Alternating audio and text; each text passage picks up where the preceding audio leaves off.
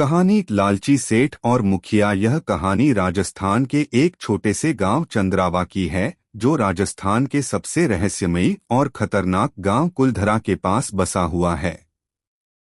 रिक्शावाला लो जी भाई साहब, आ गया थारो गांव चंद्रावा। रघुवीर, अरे भाई साहब, यह मेरा गांव नहीं है, मैं पढ़ाई के सिलसिले में आया हूँ। कुलधरा गांव पर एक कहानी लिखनी है। रिक्शावाला, पढ़ाई के लिए? यो कैसी जगह ढूंढ ली आपने? यहाँ का स्कूल भी बंद होने वाला है। बस एक सलाह दूंगा, बसंत सिंह से दूर रहना। रघुवीर एक चाय की टपरी पर रुकता है। वहां राजू नाम का लड़का उसे बुलाता है। राजू भाई साहब, आइए ना हमारी दुकान पर, बहुत अच्छी चाय पिलाऊंगा। रघुवीर, अच्छा, एक बात बताओ, इस गांव की हालत ऐसी क्यों है? राजू भाई साहब, अब इस गांव में कोई अमीर नहीं रहता, सब गरीब ही हैं। रघुवीर, ये हालात अपने आप बने हैं या बसंत सिंह की वजह से? राजू के पिता जय सिंह रघुवीर को कुलधरा की असली कहानी बताते हैं। जय सिंह, बात यह है कि ज्यादातर लोग उस गांव के आसपास जाने से भी डरते हैं।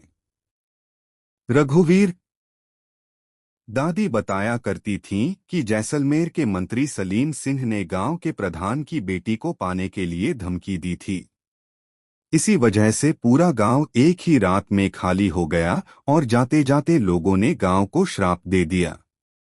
जय सिंह, कुछ ऐसी ही कहानी इस गांव की भी है।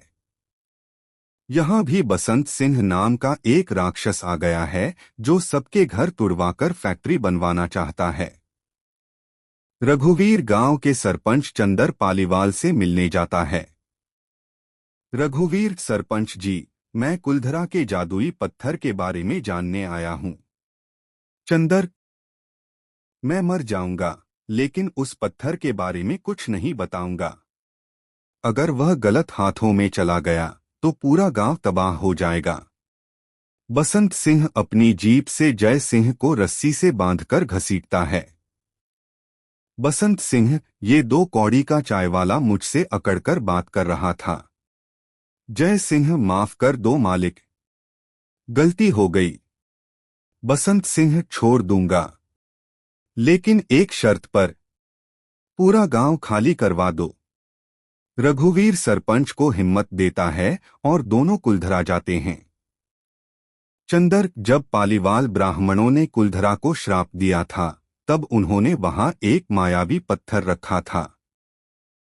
वह पत्थर गांव के सबसे पुराने रक्षक मुखिया के पास है। मुखिया की हवेली में उन्हें एक पुराना खत और वह पत्थर मिलता है। खत का संदेश, मैं हुक्मीराम पालीवाल, यह पत्थर मेरी आत्मा से बंधा है, केवल एक पालीवाल ही इसे छू सकता है। चंदर, पत्थर उठाते हुए, हमें शक्ति देना और हमेशा हम पर अपनी कृपादृष्टि बनाए रखना। चंदर और रघुवीर पत्थर लेकर बसंत सिंह के पास जाते हैं। चंदर मंत्र बोलते हुए, जिसने भी इस गांव को बुरी नजर से देखा हो, उसे धरती में इतनी गहराई तक दफना दो कि कोई उसे कभी ढूंढ न सके। धरती कांपने लगती है और बसंत सिंह की हवेली जमीन में धंस जाती है। रघुवीर वापस जाने लगता है। गांव वाले उसका धन्यवाद करते हैं। गांव वाले, तुमने हमें इस गांव के रावण से मुक्त करा दिया। रघुवीर, मेरी दादी कहा करती थीं, कायर वह नहीं जो जुल्म सहता है, कायर वह है जो जुल्म होते देखकर भी मुंह मोड़ ले। मैं कुछ भी हो सकता हूं, लेकिन कायर नहीं।